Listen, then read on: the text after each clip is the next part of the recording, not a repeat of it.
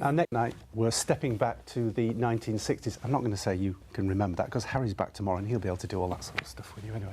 But it's in Sheffield, and the famous King Mojo Club has been revived for one night only to mark the launch of a new book celebrating the city's historic nightlife. Yeah, the book's called The Dirty Stop-Out's Guide to the 1960s Sheffield. It's a punchy title. It's been written by a local historian and all-round good man, Neil Anderson.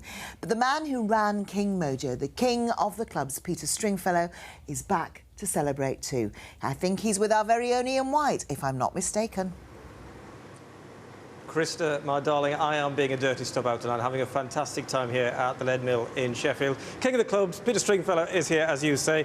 Peter, this must bring it all back, doesn't it? Yeah, it does, actually. It quite looks like the Mojo, apart from the... we didn't have sound systems as good as this, and we didn't have lights, but it was certainly black with red lights, that's the fact. Let me talk to Neil Anderson, who's written this book called The Dirty Stop-Out's Guide to 1960s Sheffield. You've been doing all the research, Neil. What do you think we've all missed, people who weren't there at the time? Well, I'm obviously an 80s boy, and the more and more research I did, the more and more jealous I got about what a fantastic, amazing scene. And there was just so much happening. A place like, obviously, Peter's King Mojo, it was packed to the rafters, but it was full of teenagers with no alcohol. And they had some of the bands that became some of the biggest things in the world on there. People like, you know, the Kings, Jimi Hendrix, The Who. It's an absolutely incredible scene. Now, I want to just check something out with Peter here. There was no alcohol in your club. Come on, you're having a laugh, aren't you? No, absolutely no alcohol. We were just high on the action of what was happening. The music was incredible. It was all new to us all. You know, we were going out. It was a real private club atmosphere. We didn't have to be a member to come in. And we're all trying to dress the part. And for that period, we went from being mods all the way to kaftans. We joined the Beatles when they were All You Need Is Love. And we have roses in our hair. We did the whole lot. And as Neil says, that some of the names are phenomenal.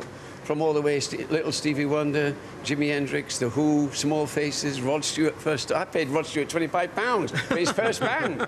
And Elton John too. You gave him a leg up, Elton John was just the organist in a band called Bluesology, but it was a brilliant band. All the Americans who came over, like Wilson Pickett, wanted him. And Billy Fatboy Stewart, they wanted Reggie's band, as he was known in those days.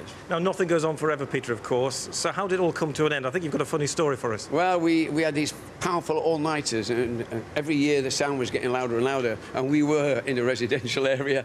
And so eventually we were taken to court by the police, who refused me a licence for the Mojo because we were too loud. And they were right, of course. But however, what really cut it is that one of our neighbours was a long-time breeder of budgies, and he said that since King Mojo had been there, none of his budgie eggs had hatched. It's all down to us. We'd ruined his budgie's life. What a great story. Look, Peter, thank you very much indeed. Neil, too, thank you very much indeed. Neil's book, by the way, is available. Proceeds go to the Sheffield Blitz Memorial Fund, and tickets are still available tonight here at the Lead Mill if you want to come and relive 60s Sheffield. So back to you, Krista. Thank you very much.